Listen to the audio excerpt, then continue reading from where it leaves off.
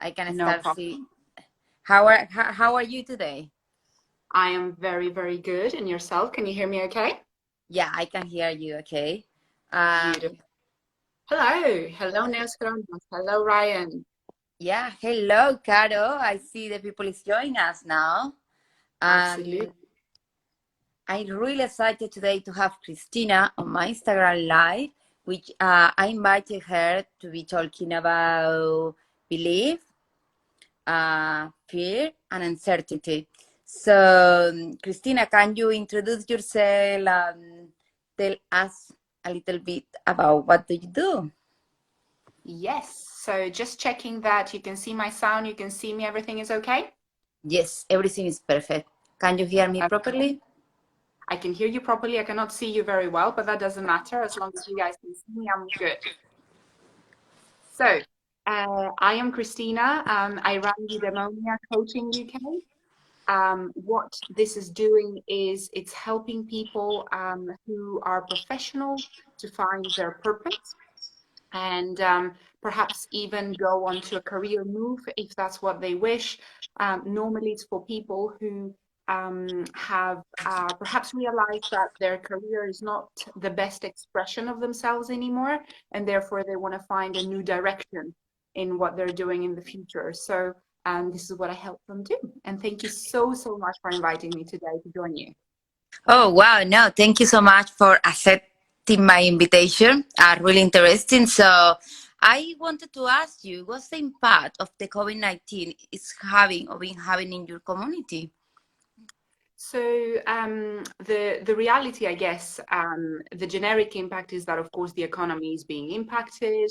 That it's expected that the UK will have about 10 to 14% impact on its GDP, which is quite a huge impact if you think about it.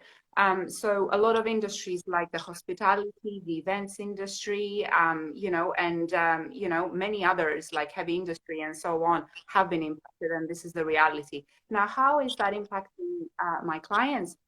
I guess, one of the major things that has happened since the UK at least has been hit, where my major clientele is that towards the end of February, beginning of March, people have been furloughed. And now, towards the end of the financial year, and after obviously companies have been evaluating what this impact is on them, they have been letting people go. So there's thousands and thousands of people from big corporations that are being let go, in the ocean, I guess, of uncertainty, which is quite worrying. It causes uncertainty and fear and a lot of anxiety. So that's definitely the feeling that I am getting from what's going on, for sure. Yeah, I can imagine, the situation is affecting really a big quantity of people. Even today, people must be expecting at 7 o'clock, everyone, what Boris Johnson is going to say, if we are going to continue or no, because anyway, if we continue uh, for longer with this situation, it will be impacted, of course, in the economy. So, what do you suggest, Christina, to people to do to find a job, in this difficult climate? So I guess one of the first things I would say is that we understand what we're going through, and um, you know, there's a contagiousness about the fear we all feel, the anxiety, the uncertainty, and I think apart from the reality, which is there's a deadly virus out there, and it can impact our health, it can kill the people we love. But more than that is the financial instability, perhaps, that this is bringing, the impact on our financial prosperity and stability. And I think that is not to be underestimated. This is a major, major, change in how we know life, how we used to live life from before. And some of the greatest thinkers of our times, and just to name them well, Brené Brown, who's the lady who talked about the power of vulnerability, if I can say it, and another thinker called Davy Kessler, who has really looked into grief.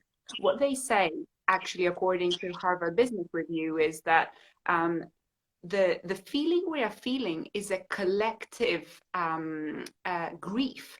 So we are mourning about the reality that has gone. We have lost what we know, what used to be our reality and our normality. And apparently the grief stage is has 6 stages, and I would like to share them with people because we're still, I think all of us are going through it, and it's important to understand what is going on with our feelings, because our feelings Yeah. don't necessarily catch up as quickly as our thoughts should, or we think we should catch up. Our heart takes some time to process all of these emotions. So the first, I guess, stage is when we are shocked about what's happening. When we realize the impact that this is having in our life, we are shocked. And the first thing we do is we deny it. We're like, oh, it can't kill me, right? It's not, the virus is not going to catch me, of course, for example. And I think most of us have gone through this stage now in the last 2 months. The next stage of grief is the anger. Anger is when we start getting irritable. And I think most of us who had to work from home, being confined with our partner in a very small flat or place, may have felt irritation, right? When you actually start, thinking, oh my God, I can't believe I have to be kept in. I can't go out for a walk. I can't do my gym. I can't go on with my life as I know it. So that's when we get angry and irritable about things. The next stage is bargaining. It's when we start thinking, okay, but if I do this, maybe things will be better, right? So we kind of start to negotiate with ourselves. Okay, if I do this, if I'm a good girl and I stay in, maybe this will go away. Okay, so this is a valid stage of how we process this immense event that has happened. And then eventually, when we realize that, okay, no matter what we do, no matter how we bargain, no matter how we try to rationalize in our mind what's going on, actually the sadness, the results, people are dying, people are losing their jobs, companies are going bust, the reality settles in, and we as humans, we still are not ready because we go through despair, we go through sadness. It's that sorrow. After all of these other terrible, I guess, emotional states, we just go into, oh my God, this is not going anywhere as I know it, right? I don't know when this will end. And that can cause a lot of anxiety and overwhelm. And eventually, and imagine this is still going, right? And eventually we come to acceptance. And a very typical thought of how acceptance comes is when we say, okay, this is happening to us right now, and we make the decision, I have to proceed. Now what? Now what I knew is gone. I can't go back to what I knew. How can I actually proceed? And only then we are ready to actually come to a closure, to close what we're feeling and say, okay, what meaning are we choosing to give what is happening to us? Because we are collectively, individually, all going through this in different stages. It's not synchronized, right? Although technically Yeah. we're all in grief, we're just somewhere on that circle. So first of all is give ourselves time to understand where we are on the grief circle. And secondly, I think is to actually start balancing what we think about that, because if we're still on the sadness, if we're still on the acceptance stage, we still are not able to proceed. So not push ourselves too hard. We need time. And a lot of us will need more than 2 months to come to terms with what's going on in our life and how we need to change. Yeah, And I've but got a few tips eventually. Yeah. sorry, just I Yeah, wanted go to ahead. say, this kind of situation is something, is out of our hands. So we cannot do anything about it. Just we need to adapt to the new situation. We cannot stay thinking about what is happening or why this is happening or what I'm going to do. It's time we need to react. We need to do things because it's not in our hands. Whatever we do, is not going to change the situation. The only thing we can change the situation which is affecting to us, meaning about you, how I going to how I going to do in the situation we are now to to adapt myself to the new situation. So yeah, Yeah, that's what's really interesting. absolutely. And I think I guess I would just suggest here, of course, there is a need to move forward, but understanding that our emotions will take slightly longer to catch up with what we know in our heads we should be doing. So just be, I guess, the first step would be to allow the time to be flexible. Let's allow ourselves, and others to be kind about what's going on to everyone. Everyone experiences this grief in a very different way. And exactly what you said, Juliet, about we understand that we have control over and what we don't have control over. We cannot control how economies, how countries, how people, how employers will respond to this, and we almost know what they're going to do. But the Stoic approach, which is a ancient kind of philosopher, Roman and Greek philosopher approach, is control what you can control and understand that all other things we can perhaps influence to an extent, but we cannot control them. So starting with what we can do every day. So for example, realizing that yes, the odds are against us. There's not going to be as many jobs out there, especially when there is so much demand and very little supply, right? In terms of the employer supplying job positions. But actually, when we balance our thoughts and we look at the situation, we can say, well, the only thing we really need is one yes, one opportunity out of all of them, even if the opportunities and the possibilities are very slim, very thin for us, we just need one person to say yes to us. So we're not wanting everyone to say yes to us. I mean, Yes. that was a previous reality, right? We had a lot of offers in our job market, perhaps. We had a lot of clients waiting for us. Now what we need is one client at a time or one employer at a time to say yes to us, perhaps the first one. That could kind of get us into a situation where we're more financially stable. And then we can think about the next step. Maybe take um, each day as it comes and do our best. The other thing that I would kind of advise everyone to do is to really understand that opportunities are not like random clouds out there that you kind of see, oh, there's an opportunity there. Mm-hmm. Actually, opportunities are held by people. So our network holds most of the opportunities that can come to us, and our network knows us. So they're more likely to give us opportunities. So perhaps the recruiters or LinkedIn or wherever we're looking for jobs, they're not advertising positions, but there's so many positions that are not being advertised at the moment. So we must do something extraordinary, when extraordinary things like that are happening, which is perhaps we need to be more willing to do the extra step, which is ask for help when we need it. It may, some of my clients are asking me, is this desperate if I ask for help? Where actually, if you need help, there's nothing more human, there's nothing more that connects people to say, hey, I'm looking for a job, I need your help. I don't think there's any human who's going to turn this request down, you know? Yeah. And perhaps even if we're looking for a job, could we actually connect somebody else? If we are in their industry and they're looking, can we help somebody else? Because it's not about helping ourselves alone. If we are gonna need help, could we help somebody else in order to pay it forward? And it still stands, I think, 65 to 85% of the opportunities out there are held within our network. And most people find jobs within their network. So what if we were more compassionate about people who are looking for a job now? Could we help them? Could we connect them? And then chances are they will be more likely to connect us and help us down the line. I think it's a time to do things differently now because the previous model is not working.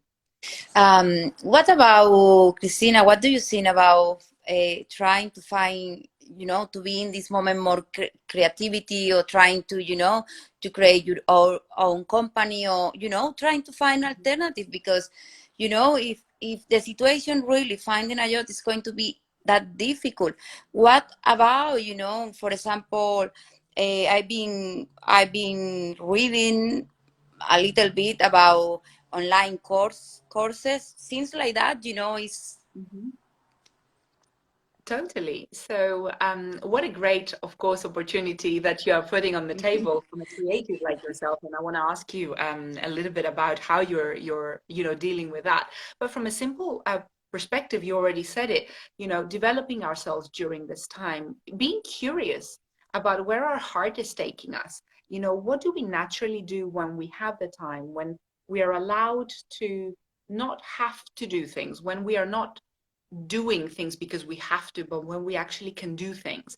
This could give us a lot of clues about where our creativity is taking us and how solutions can come up and how ideas can come up. So absolutely, I think, creatives like yourself, a designer, Yes. fashion designer, it will be very interesting to see how you've been adjusting and how you've been adapting. I mean, obviously, I'm a business owner, and I would recommend to everybody try and see whether you can have a side hustle. But what about you? How have you been kind of maximizing this time, learning new skills and stuff? Yeah, really, for me, being a really productive time because I've been mainly reading a lot, doing watching so many webinars, and also, I started now to produce masks, and I think this is the way, to adapt myself to the situation, as in this moment the people is not really buying much clothes. There are exceptions like, pajamas, or things or clothes you can use to stay at home, but Loungewear. mask is something which, people start to buy every day more and more. um I think at the moment, this is the how I've been adapting to the new situation, but also I am trying to improve the brand, doing recycling with clothes. But I don't want to tell about that because this is a new project, and at the moment is, I've I'm been very working proud of that. on it during all this time, but I don't want to talk about that now until that's not ready. But definitely, I think there's clap, clap, clap on the chat as well. That yeah, comfortable loungewear is the way forward. And I have to admit, I have been shopping some loungewear myself from online as well, simply because those jeans are getting a little bit too tight. I must admit, sitting way too much at home, and I was like not exercising as much. It was like, oh, I can't really fit into my jeans anymore, for sure. I think this is happening to everyone. Mhm. But Yeah. is there anyone who have any question? hmm Any questions from the people who are looking, recycling? Yeah, clothes, absolutely. I think in the meanwhile, I guess one of the things I would say to people is, look at which stage of the grief you may be at, accept that you're in that stage and feel it fully, live it fully, because, you would need to, your heart needs to process those emotions before your mind can proceed to the next stage, and emerge stronger from the situation. Don't forget to give yourself, and this challenge a meaning. Give it a good meaning of what it gives you an opportunity to do. Who could you become out of this? Um, and absolutely choose whether, because all of these, all the odds are against you, would you choose to actually, give up because the odds are against you? Or would you actually choose to push harder to follow what you really are here to do? Could this be an opportunity for you to emerge stronger? There was a question about what talks or books would you recommend. We can probably comment underneath here as well with some of my favorite TED talks and some of the books that I would read. Absolutely. But some of the people we mentioned already earlier on the talk are Brené Brown, The Power of Vulnerability. The ability to connect with others is through admitting and accepting the difficult feelings that we're going through, being compassionate as a result. David Kessler is the person who has written The Sixth Stage of Grief and explains how people process something that they have lost. And of course, I can recommend a few more TED Talks from them both, and some of the latest thinking about how you could maximize the job search opportunity that is emerging for all of us right now, for sure, and how I'm supporting some of my clients through it, for sure. Anyone have another question? Any other questions that we can help either Juliet or myself from a creative point of view, or from a more kind of corporate career If any, or entrepreneurship point of view? If anyone, Christina, is interested, to contact you, what is the best way for them to contact you? They can contact me here through, our live. They can comment if they wanted. Hello, Fenya. Hello, Merino, Dana. Yeah, through Instagram is fine. Through Facebook as well. I've got a similar handle. And also LinkedIn, whichever three channels that they would like. And of course, check out Juliet. She's an amazing, amazing fashion designer. Tried her trousers, which are amazing, the perfect fit. And she's doing some amazing stuff coming up stronger from this, global crisis that we are going through. Can you give me a tip, says Carola Mama. Ivan, what tip can we give you? What advice would you have for people looking to change careers? Okay, so that was Ryan, I think. So definitely look into what's your natural tendencies and what you would enjoy doing as well. Because one of the things that we have done is in the past we used to always invest in things that we are strong, that we are good at, but a lot of people, at least a lot of my clients, so this is my reality, are coming to me because they want to find passion in their career. And I think, it's not just the passion you should follow. So this is not the advice I follow, but actually look at the combination of what the world needs, what you want to contribute towards, what do you care about, what you can be paid of course, paid for, because if you're not earning, then you cannot make a living, you cannot support the people you love. So it's very important to be able to make a living out of what you do, but also what you're great at and you love. Because without wanting to do what you're doing, then you're not going to be creative.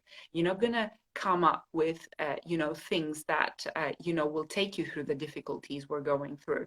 And a lot of, contemporary thinkers are thinking that there's going to be a lot of different crises and challenges that we're going to go through. We thought 2008 was a major crash. Well, before we knew it, in 12 years' time, we're going through another one, and who knows how many more we're going to go through. So actually combine, a lot of the things that you love doing, but also what you think you can give to people, and follow your curiosity. What do you want to learn about? Because, you can't have the fuel to keep going if you're not, really filling yourself with energy. And Fenya is asking maybe some tips about how to stay motivated during Right. this time. Thank you, Ryan. Absolutely, I would say exercise in the house. Make sure you connect with people that give you energy. Give them energy, pay it forward. I think there's nothing more rewarding for human beings than to help somebody else that is in need. So look where you can contribute, Fenya. Look where you can be useful. How can you help your tribe of people?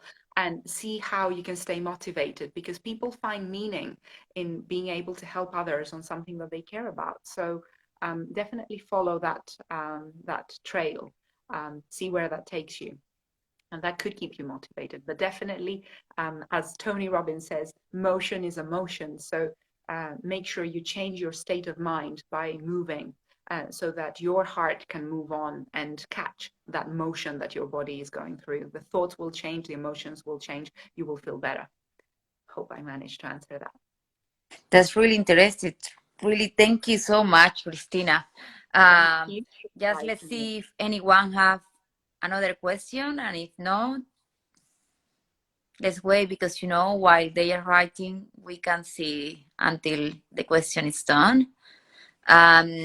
Can you say to them what's the name of how they can find you in LinkedIn and Instagram, Yeah. Facebook?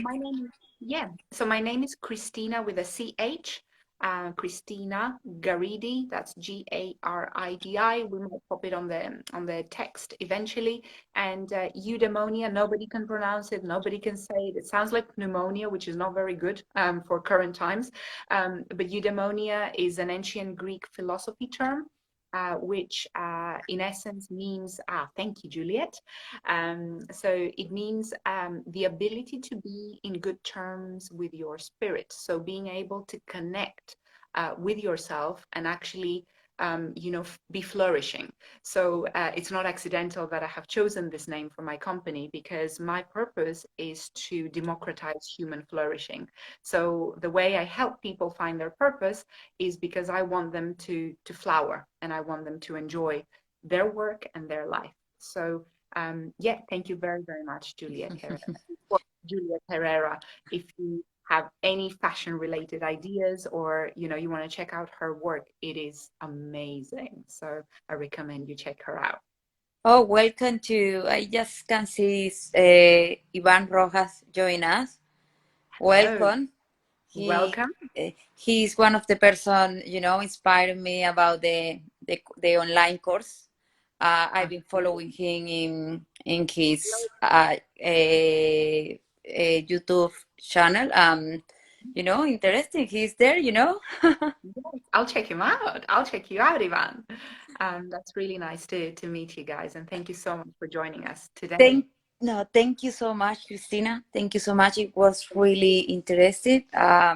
It was really interesting for me, and I am sure for everyone it was too.